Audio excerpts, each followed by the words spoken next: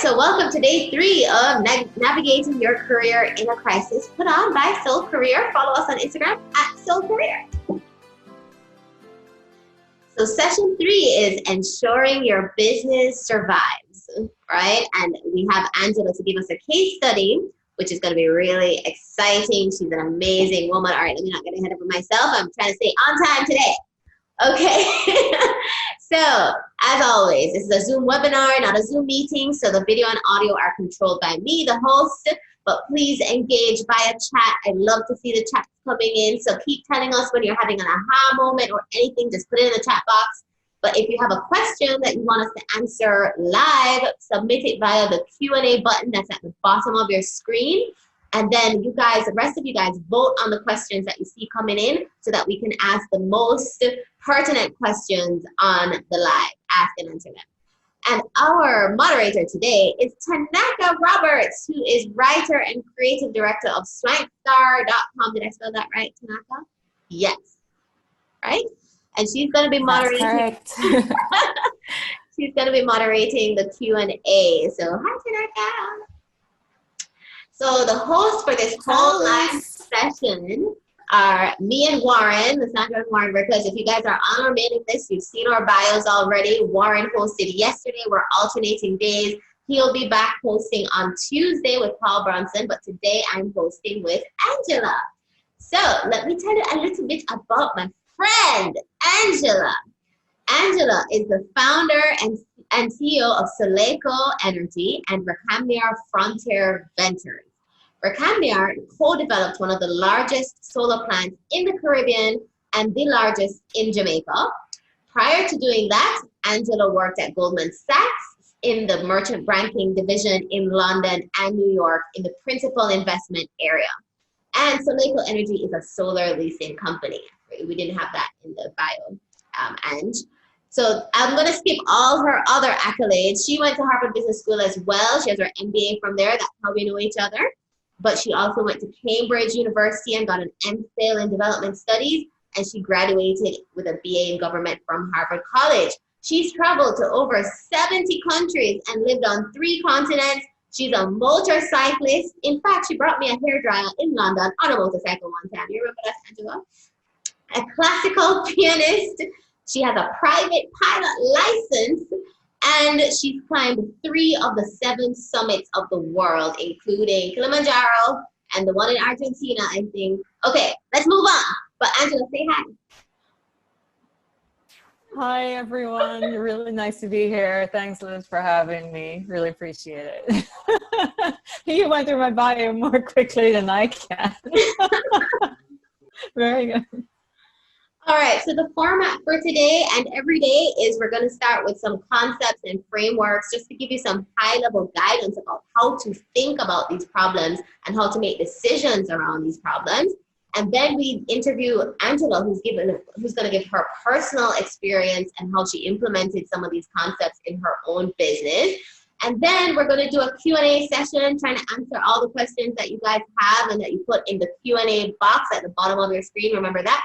And then at the end, we'll talk about Soul Career, and we will have a special offer for you guys who haven't seen it. If this is your first time jumping on the call today, you'll see the offer that we have for you at the end. So let's jump in. Chat with us. What are you hoping to learn today from me and Ange and Tanaka? Get those Twitter fingers, those chat fingers going. And Tanaka, any comments coming in? So far, we don't have anyone saying what they want to learn as yet. Just greetings. We have Deja from Barbados. And Leanne is saying that it's really great info so far. So I think we're doing well. Okay, great. All right, so this is going to be the most technical of all the webinars that we've done because we're tackling a very big problem here, ensuring your business survives a crisis. And it's impossible to say everything in the short amount of time that we have. So I'm going to introduce you to some frameworks to think through these problems. So grab your pen and paper because it is a little technical, the frameworks that I'm going to share with you. All right. So we're going to talk about these frameworks around 3 key areas. First, managing cash flow, which is what everybody's thinking about right now. Second, pivoting the business model to take advantage of new opportunities. If the industry, the market that you're in is declining or stagnant right now, you might want to pivot to something else to bring in some cash. So we'll talk about how to think that through. And then finally, everybody's talking about the team and what happens with our staff members during this crisis. So we're going to touch on some ways to think about that as well. So Angela wanted me to share this slide, the Valley of Death. So this is a business concept that usually applies to startups, but really it's very relevant in this pandemic context. So along this horizontal axis here is time, right? And along the vertical axis is profit or loss. So if you're above the line, you're making a profit. If you're below the line, you're making a loss. So in a startup's trajectory, in the early years, you're making a loss, you're making a loss, you're making a loss, and then you get into the Valley of Death, which is where most startups die because they cannot get to profitability before, well, they're bleeding cash, and just end up failing in the Valley of Death. But if you can hold on and survive the Valley of Death, and you can make it to this inflection point here, where things start looking up, then over time you can become a profitable, growing company. Again, you just have to make it through the valley. And that's what we're talking about here today, surviving the pandemic Valley of Death. Because at a future point in time, we believe things will start looking up. So it's just to hold on during the crisis. So the critical thing, of course, that everyone's thinking about is how to manage cash flow. So this is a framework to think about how to manage your cash flow and increase the amount of cash that's coming into your business. So first you look at your starting cash position. Look at all of your bank accounts. How much money is in there? Add it up, put it in a spreadsheet. What is your starting cash position? It might be 0 or close to 0. A lot of people are in that situation right now, right? Then the first place that you look at to get more cash into your operations is cash from operations. So your income and your expenses. In order to increase cash from your operations, you have to reduce your expenses to the bare minimum. Cut as many expenses as you can and increase your sources of cash as much as possible, either by pivoting your business model, which we talked about, or trying to sell in a different way. So we'll talk about ideas to increase your income soon. But in order to increase your cash from operations, reduce expenses, increase income. The second place you look for cash in your business is do you have any assets that you can sell? Can you sell computers that you're not using? Can you sell your furniture? If we look at the airline industry, they're selling planes right now. They're selling planes to bring cash into the business. So do you have any assets that you can sell? Third place to look is now to external sources of funding. Can you get a loan or a revolving credit facility from your bank? Can you go to investors and sell a stake in your company and raise equity financing, which is something that I did for Soul Korea, something that Angela did for her company, Soleco Energy, as well. And then the final place, if you live in the US, if you live in Europe, and you're very lucky that these governments are pumping cash into the economy right now, you want to look at cash from government support. And when you add up all these different sources of cash, you'll get your ending cash position, which we hope is bigger than your starting cash position. So I just want to give you one example here from Delta Airlines, because the airline industry, cruise ships, hotels are taking a beating during this crisis.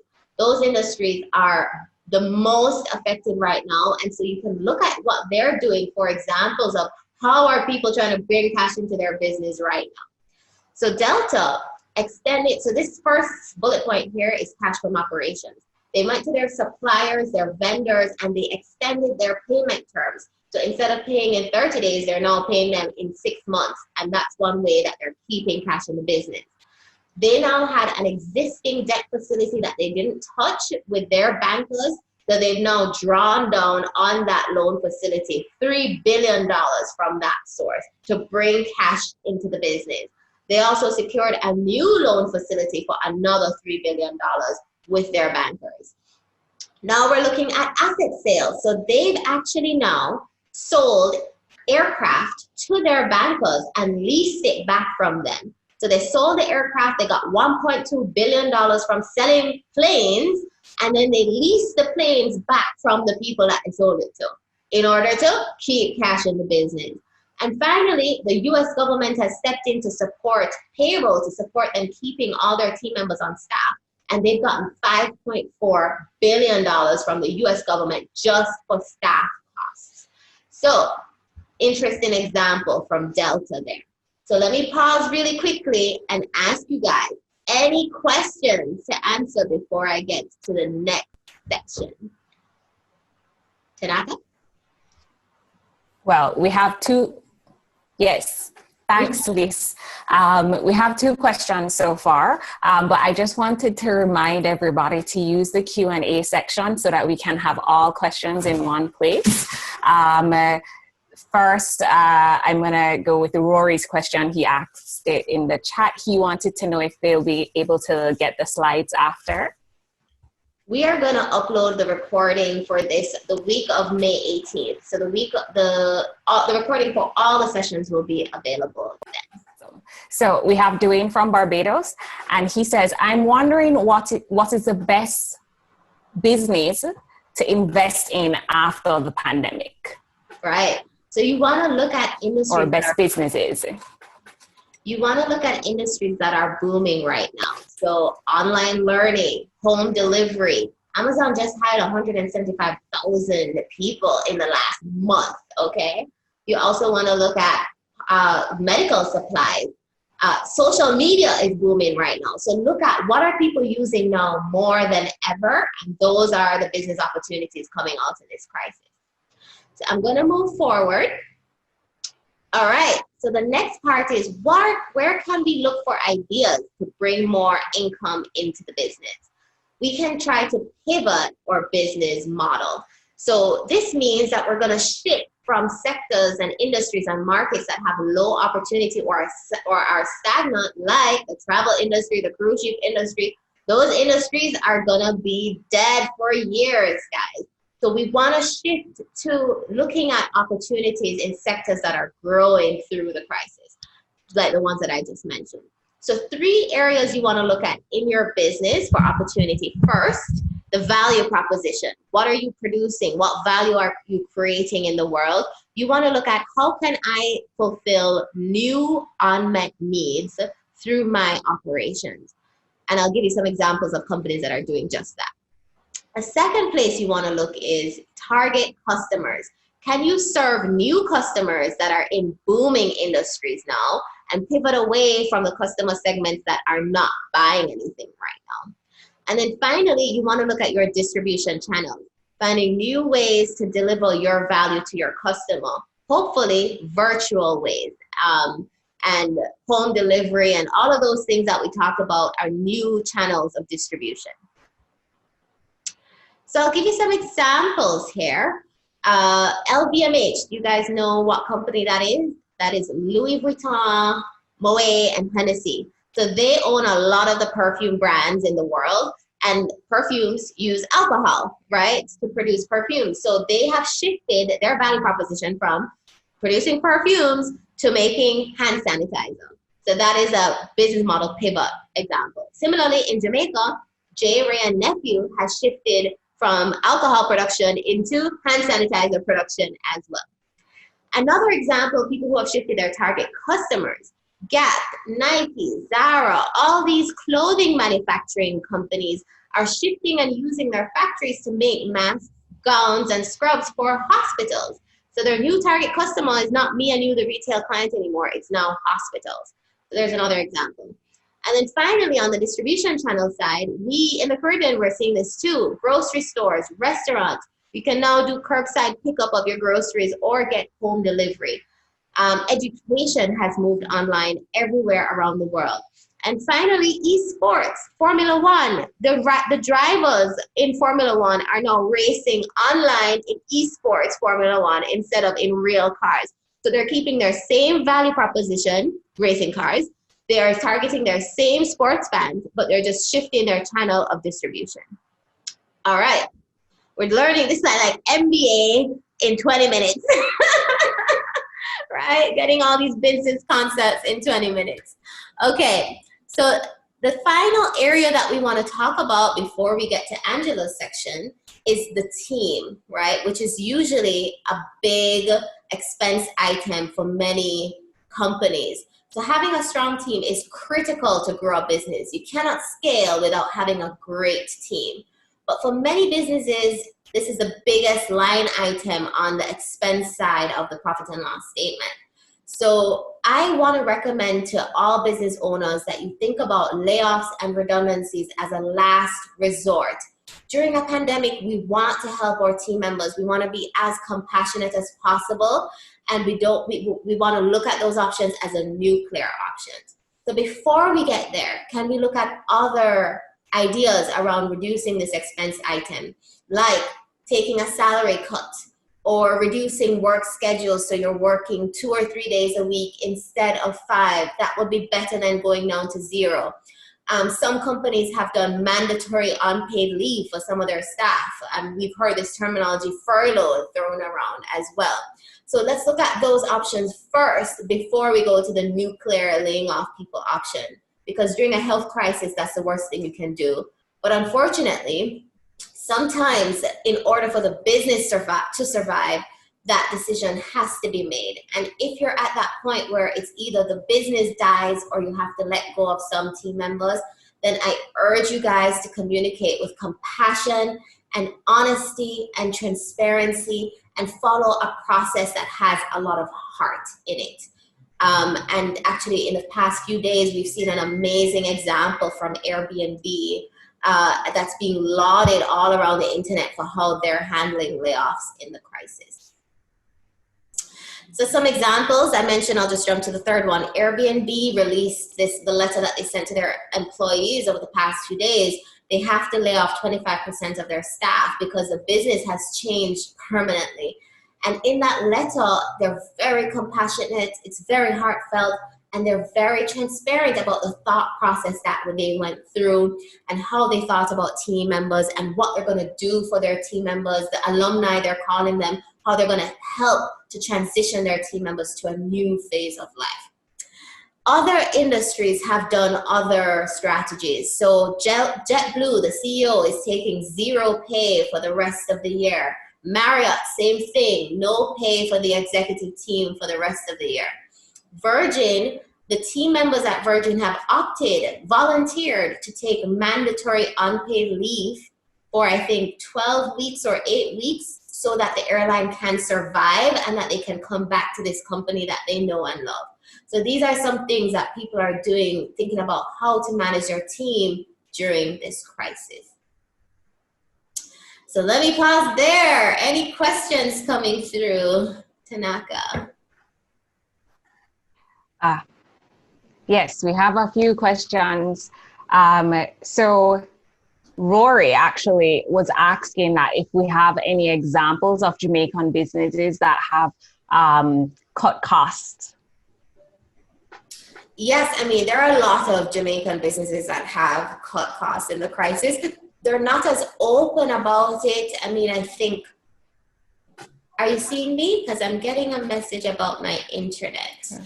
They're not as open about the decisions that they're making as you see in the US. So if you do a Google search, you'll see all these examples in the US and the UK.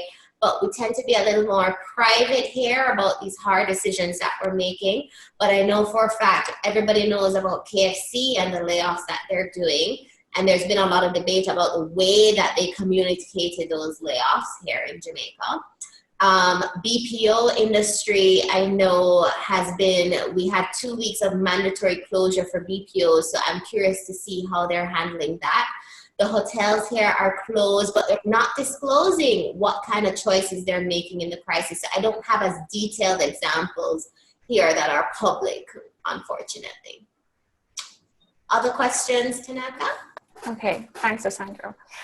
Yeah, actually, Carol asked a really good question. She wants to know if you would recommend joining forces with a similar business and how will that affect your brand? I think during the pandemic, all options are on the table. And people are really loving seeing examples of companies that are taking really innovative steps to stay open and stay operating during the crisis. So I think joining forces with another business and putting out a lot of PR and messaging and branding around why they're doing this during the crisis is a great idea. And the example that comes to mind is one of my entrepreneurs from the Branson Center, Larry Peart, Blue Dot Data Intelligence. He is a data analytics guy that saw, and he talks about this very publicly on social media, his projects dried up, right, during the crisis. And so he pivoted to manufacturing face masks, the plastic ones, and trying to produce ventilators for hospitals and the government. So going from data analytics into hospital supplies, right? Because all options were on the table. And that's a massive business model pivot that he took right there to take advantage of opportunity in the crisis. All right. So we're going to have a bigger Q&A section after Angela comes and presents, but it is my pleasure to ask Angela to come to the stage now. Founder of Soleco Energy. I introduced her at the top of the webinar. And let me just stop sharing my screen for a bit. Angela, is your camera on? Don't know where to start. I mean, basically happy to do a Q&A. Obviously, ensuring your business survives in a crisis. We're basically working on a startup right now. And so as a startup, I think it depends, different companies are in different phases of their life span, as you kind of saw through that Valley of Death chart. And I would say especially startups are very, very delicate right now in terms of trying to survive the crisis because you're pre-revenue. But obviously startups are not the only ones immune. So I guess a couple of things from from the experience that I've been having. And wait, Angela, tell us about Sure. Soleco Energy first. What do you do? And then give us the examples. Sure. So Soleco Energy is it's a solar leasing company. Basically, what we do is we develop solar projects for commercial and industrial clients, and we do everything all the way through from idea, design, execution, and financing of the projects. And that idea pretty much spun off of a project that we developed last year, which was a utility scale solar farm. And we started to see the opportunity in looking at the distributed power market. So that's basically Soleco. So it's a B2B, business to business. It's based, so we headquartered in the UK, but we operate in the Caribbean. And so we're active, especially right now in Jamaica. We're looking at things in Barbados. And depending on regulatory frameworks, we are happy to look at pretty much the entire region. So, but it's very much, especially being Jamaican, it's quite nice to be building something kind of grounded there. Mm-hmm. Okay. All right. So tell us, how are you pivoting and managing cash flows in the crisis? So I was listening to your presentation, and everything that you highlighted is pretty much what we're doing right now and going through it in different ways. So, starting off with number one, kind of managing cash flows. So, we started last year, we raised seed capital. So we're very fortunate where we do have cash in the bank, but there's only so much time that cash can last for. So when COVID-19 hit, pretty much there are a number of things, because our clients are also businesses, it clearly affected their ability to in terms of they have to focus on their own companies. But when COVID-19 hit, it affects our travel, it's pushed back a lot of our construction timelines. Pretty much a lot of the things that we would need to do to get to the point where we're making money have been delayed by the COVID-19 event. So number one, had the task of pretty much literally having a word with my head of admin saying, okay, we need to look at everything that goes out the door every month. We have to look at all our expenses. What are the things that we can cut? What are the things that we can't cut? What's variable? What's fixed? What's must have? What's luxury? I think one of the benefits, but also one of the hardships was that we were already running the business quite lean, which is probably a good thing. But if you're already running quite lean, it means that there are fewer things that you can cut. So we looked at, for instance, rent. So we rent our offices. One of the things we were able to do was to renegotiate with our landlord. in terms of trying to delay it. So we have a co-working space in London. They gave us a rent break for 3 months. They cut our virtual office membership by 50%. And the funny thing was, when I called, originally I was calling to cancel one desk, and the lady said, well, there are these things that we're offering, but we're only offering it to people who call. So the landlord didn't actively advertise that they were willing to give rent breaks and discounts on their offers, because obviously they're also managing their cash flow. So they need to try and protect their income. But that's just one lesson for me as an entrepreneur is if you don't ask, you don't get. So the fact that had we not called, that wouldn't have been something we'd be able to do. We've also, I think, this kind of taps into team a little bit, but, in terms of salaries, because it's a very people intensive business, I had, tough conversation with some of the guys I work with. And with one of them, it was, how can we, what pay cuts can we take? So I've taken a pay cut. I effectively said, whatever you guys are able to handle, it would be appreciated. And I was pleasantly surprised that the guys who stayed, I basically said, look, it's going to be painful, but we understand we need this to survive. Yeah. And even, one of our team members came up to me and she said, look, I have a bit of savings. I'm like, we're not that bad. It's okay. She's like, we have savings and I'd be happy to put it in the business. And I said, well, wow, for me, that's a huge vote of confidence in the company. But don't worry, it's not, the patient might be in the hospital, but the patient is not in the, in ER. And we're definitely not DOA either. So I think, but a lot of the measures that we started doing, including, kind of team reductions, to be honest with you, it stemmed out of a conversation with one of my advisors, because you kind of saw what was happening and you could see, it's kind of a crash in slow motion. You can see it about to happen, but different leaders react differently, right? And the thing in a crisis is speed is so important. Making decisions very quickly is really important. And one of my advisors, he was the one who said, how long, how much cash run do you think? I said, I think we have until this date. And he said, double it. I was like, why? He's like, yeah, double it. Whatever you have, just try and double it right now, just to give you that extra runway. Because as you saw, yeah, go ahead. So how did you double it? How did you raise and bring in more cash into the business? So we didn't bring more cash in. We stemmed our cash out. Okay. So as you mentioned in number one, there's putting money in, there's putting money out. In terms of bringing money in, we did look at some of the schemes. So our company, whilst we operate in the Caribbean, we're based in the UK. There were a number of government schemes that the government put in place in the UK. One was called CBILS, where basically you can get a business loan, but because we were a startup, we were pre-revenue, so we didn't qualify. Mm-hmm. They have something else called a future fund, which is geared towards startups, and that's actually launching, I think, next week. But the terms of having the UK government as an investor in the business, there are different things you have to weigh up. Does it really? And then there's some kind of emergency loans and that sort of thing. So I think our step one, and this is also just in terms of personal financing, the easiest money to make is the money that you save. Literally, if you don't spend it, you're making it. So that's pretty much where we started. On the bringing cash in, I mean, yes, we could look for additional equity, but I felt comfortable enough that we had sufficient runway that we didn't have to go that path, not yet at least.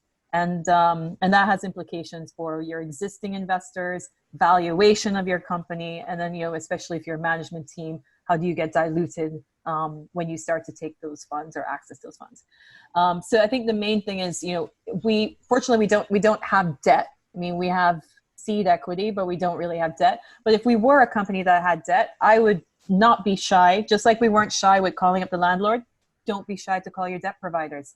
See if they're willing to take interest rates, more, basically stop it for a little while, a moratorium on the debt. Because, sometimes good lenders don't want you to go bust. Yeah. It doesn't help them if you go bankrupt, especially if it's on the basis of something that's clearly not your fault. It's an external factor. And if you have a good business model, they will expect you to survive, and to bounce back. So are you bringing in any revenues at all right now? Not right now, because we're pre-revenue. So Right. we have contracts signed. That's the other positive.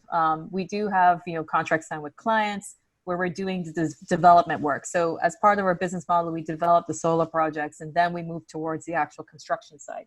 So once we get to the point where we are shovel ready, then we start making money. And we are on that path. So it's a very interesting, how do you ensure your business survives when you're pre-revenue? It's tough. And I Yeah. feel for my fellow entrepreneurs who are dealing with this right now.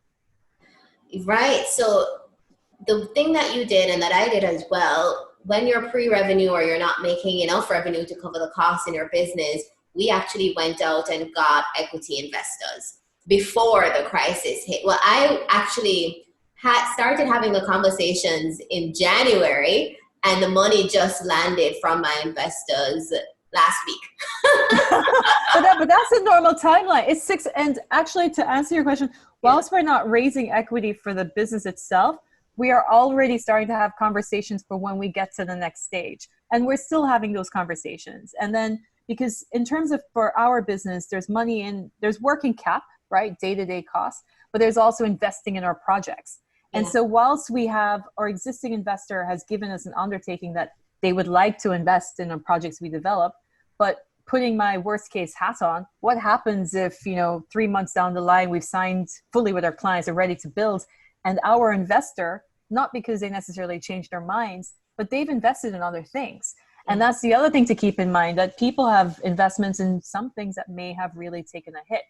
So it's, we're already having those conversations, just as, kind of a plan. Option B is, I think, option B, plan B, always important to have. And raising money, if you can do, that's also why it's so hard in a crisis, because from my experience, normally it takes 6 months.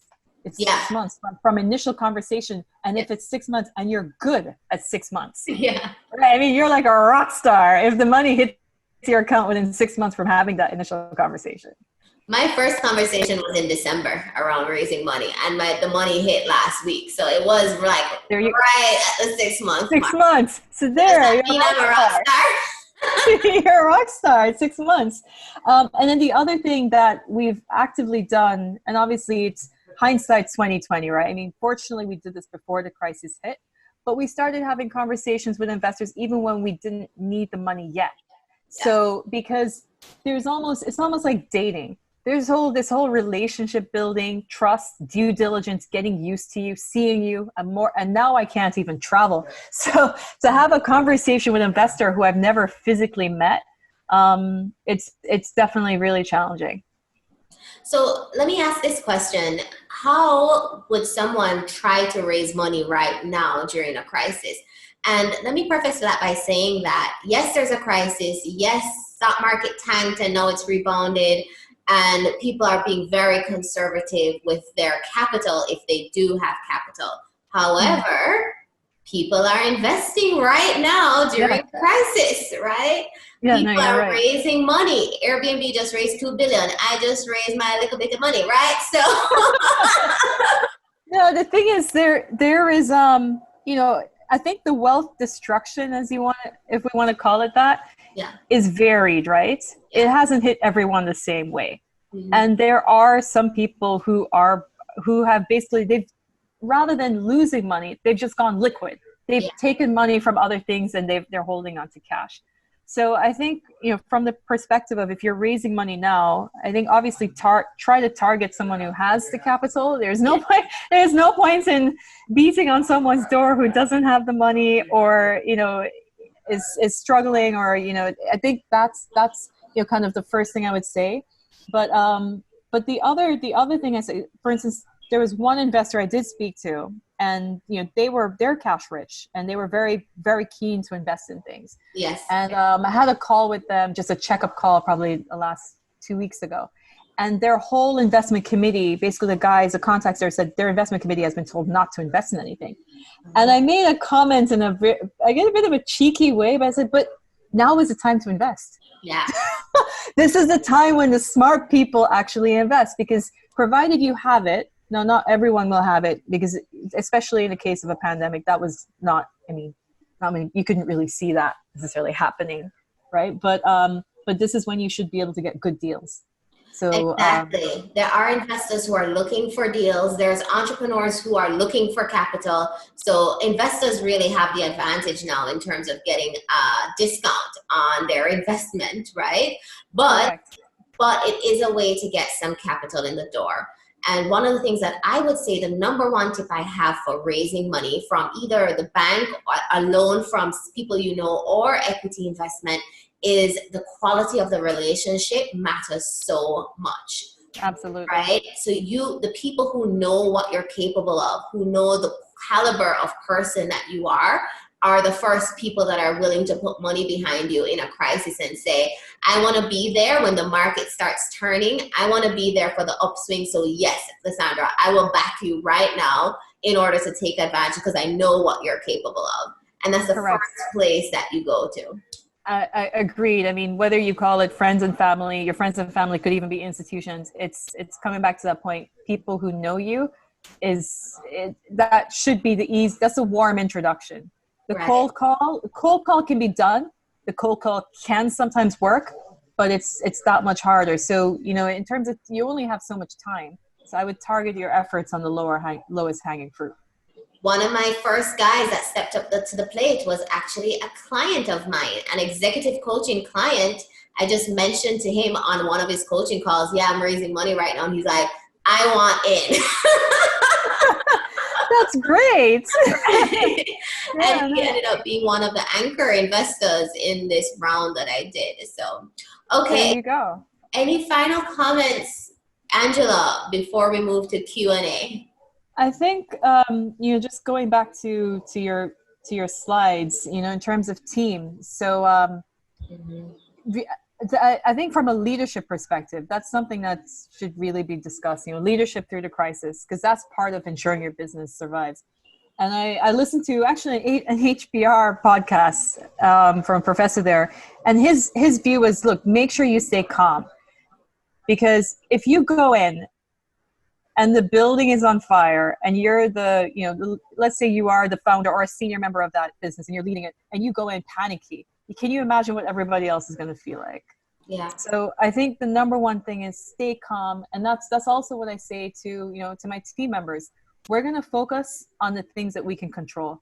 And there are a whole ton of stuff that is completely out of our control. Let's not waste energy on that. Let's just target the things that we can control. We have, clients we've signed with. There are things that we still can do, even though we have, travel bans, etc. Let's just get that stuff done. And all the noise of everything else going on, just block that out and focus. So that's the advice that I would give to kind of other business leaders.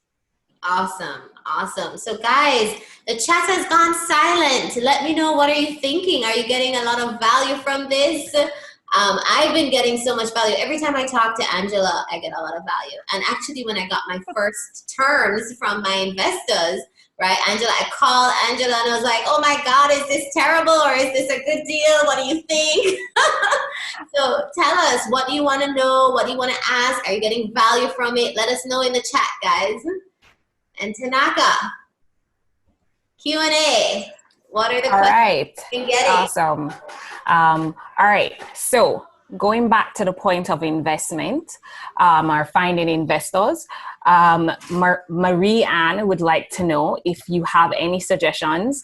And I think this one is for both you and Angela, if you have any suggestions on how to approach an investor as a brand new company during these times of uncertainty. All right. Okay. Good question. I'm certain they're all going to be very good. So what I would suggest, the approach depends on the investor and the relationship, if you have a relationship with them or not. But let's say you don't know the investor. I would always try, if possible, to get a warm introduction to that investor, if at all possible. So check LinkedIn, check with your network, see if there's anyone you know who has either worked for that company or personally knows that investor, and see if that person can do the introduction for you, because that just makes it a little bit easier. It adds a certain degree of trust, which tends to be a big factor of people investing, especially in a new business. The second thing I would say is make sure that your materials, which I'm certain they will be, but prepare. Make sure your materials are rock solid. Anticipate the questions. Very obvious question, especially in crisis right now, if you're operating or not. how would you have fared in this crisis? What are you going to do now? What is the impact on your business? And maybe the business proposition you have, especially if you can pivot it, you can say, look, actually, the crisis has become an opportunity for us. This is why you should be investing in us, because this is the kind of business that needs to exist right now.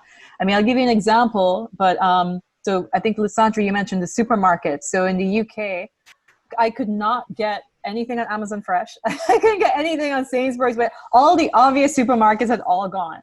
And they shut down the restaurants and pubs. And so what basically happened is a lot of the businesses that used to serve, especially food businesses that used to serve the restaurants and pubs, they pivoted by saying, okay, all of that shut down, but we have tons of food supply. Let's go to the direct to the consumer, no longer wholesale. So that was interesting pivot. So I think just to really go back to that specific question, prepare materials, warm introduction, come with mitigating factors as to, be on the other side. Also put yourself in the shoes of the investor. Understand, what are they looking for? What have they invested in the past? What concerns they may have, and just prepare so that you can answer those questions and not, like I've just done. You don't want to and ah when you get those questions. You should just be on point. I would add, just be very realistic about your time frame for raising capital, right? So as Angela and I said, it took us 6 months. We both have Harvard MBAs, Angela, Goldman Sachs, McKinsey, all of that. And it took us 6 months to raise money, right? And we started before the crisis. So just be very realistic, because the raising money process is a courtship. It is like getting into a marriage with someone. So they want to court you. They want to know who you are. They want to like you. Before the money comes is the relationship first. And if they have a good relationship with you, and if they trust you with their hard-earned money, when money is flying out the door right now, they need to be able to say, I trust you with my money, to reach into their pocket and take out them hard-earned money and give it to you to go and do whatever you want with it, right? Yeah. And so you have to build that relationship and really court it and build trust. And the other thing, Sandra, on that, let's say that, it depends on the business. There's some businesses where you need the cash to create the product, quote unquote. But if you can, without any money, show that whoever your customer is would buy what you want to create if it were created, then see if there's something you can do, whether it's speaking to the customers and getting them to sign something or write something to say, oh my God, if that existed, I would buy. Or if you can have an MOU. If you can show up to the investor saying, look, here is someone who wants to buy X, and I just need your capital to create X, then you kind of can fill that loop. All right. Any more questions tonight? Amazing. All right. So we have Frank here, who I think this is a question that a lot of people might have on their mind. What permanent business market impacts do you think the COVID-19 will have? Permanent business impact. Look, Frank, if I knew that, I would be advising all of the heads of economies. No, I think I'm going to make a guess, but again, this is complete guess, right? So if I get it wrong, please don't hold it in case Miss Angela said I got totally wrong. I think that and I'm speaking probably from the UK experience because I've been locked down over here in London, and maybe a little bit different to what's happening in different markets, but I believe that the kind of the people business where people are going out, hospitality, travel, etc. I think those are going to be really affected. Mm-hmm. I don't want to say permanent in my mind is not forever, but permanent is probably going to have it's not going to still be a V-shaped bounce back. Right? People are talking about what's the recovery going to look like? Is it V-shape? Is it U-shape? L-shape? I mean, they're coming up all different letters to come up with the shape of this thing. Curvy shape, Coca-Cola bottle shape. No, but I think that there's certain industries that are going to really suffer, and that would probably be travel. I mean, how many of us are excited to get on an airplane right now? Mm-hmm. And I used to travel once every maybe month or 2 months, long haul, easily, and even I'm a little bit concerned. Hospitality industry, going out to restaurants, I think those are going to feel it for a little bit longer than expected, because there's that fear factor, and fear is hard to get over. I'm very concerned about the Caribbean markets who are so dependent on tourism, given that we think the tourism hit is going to be long term. And I really think this is why the Jamaican government kept the BPOs open, because our foreign exchange earning capability from tourism has disappeared. And the only other big industry that's earning foreign exchange for us right now is business process outsourcing industry, call center. So it is a critical part of Caribbean economies right now to keep the call centers open. But I also see a lot of opportunity. Online education, I'm in that space, so right, a lot of opportunity there. Home delivery, logistics. So we saw Amazon in the US, but in Jamaica, Mail Pack Local cannot keep up with demand. They've been hiring drivers left and right because the amount of people ordering from PriceSmart that they can't deliver, they can't keep up with right now. And I think esports, entertainment, gambling, poker, Formula One online, esports is booming right now. Social media is booming right now. Everybody that deleted Facebook last year is back on Facebook this year. Right? So just look for what am I as a consumer? What am I using now? Because there's opportunity in that space. Yeah. Other questions, Tanaka? We can take one or two more. Right. We have about 2 minutes left. Winston has Winston from Canada, who's working in Jamaica. He'd like to know, how can Caribbean businesses find access to capital funding in these times to ensure their long-term survival, even if they show losses currently? And in addition to that, he'd like to know, and Angela, you kind of touched on this, how the government can play a role in ensuring small business entrepreneurs like Angela survive post-pandemic. Okay, obviously very hard question. So yeah, in terms of where, but it's good. It's good to ask the hard questions. No point in asking the easy ones. So in terms of where to find money right now, again, to some extent, it depends on the industry that you're talking about. So I always try to take a capital. You can look there. I know that there are banks in the Caribbean that do have cash. I was speaking to one bank just the other day, and that was specific to Barbados, and they just said, look, we do not have a liquidity problem. I think the question is more, what are they willing to take a bet on? And especially new businesses versus the existing customers. Because what you're finding is a lot of businesses who do have capital to invest, they're putting it with their existing portfolio of assets before looking for new ones. But I would probably segment the world into whether it's friends and family, private equity, commercial banks, crowdfunding. I don't know if that's even in the Caribbean yet, but even if it's not, if you're, especially, I think Winston mentioned he's from Canada, there may be crowdfunding platforms out of Canada or the US or UK where you can put a Caribbean business on those platforms. You don't have to necessarily be based overseas to raise funding. And then it clearly depends whether you're looking for equity or debt.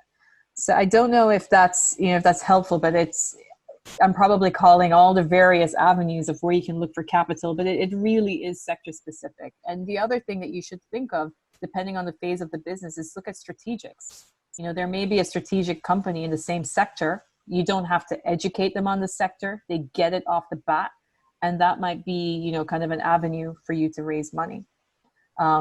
Sorry, what was the second question? Unless Sandra, you wanted to chime in on that one. Yeah, Angela, I would like to hear a question that doesn't have to do with capital raise. Is there anything that's on team or cash flow from operations, not raising external funding, or pivoting the business model and thinking of new income opportunities, or anything else that's not about raising debt or equity? I would really like to hear those. Well, so Kea actually asked, how does one strategically distinguish themselves out of the clutter and still offer quality services, especially in industry that's, like, for example, she's a personal trainer. And as you would imagine, everybody is now a personal trainer online. So she wants to know, how do you distinguish yourself? Yeah. That is That's a hard- competitive advantage. How do you create a competitive advantage in a crowded market? Well, I think, there's a bunch of things. There's obviously the offering that you have. So maybe trying to find a way to distinguish your offering. I mean, I'm thinking just if she's a personal trainer, maybe there are different hours of the day when you could, personal training, there's a lot of online personal training because of COVID, right? But there's also in person, but maybe it's a timing when you do your training session.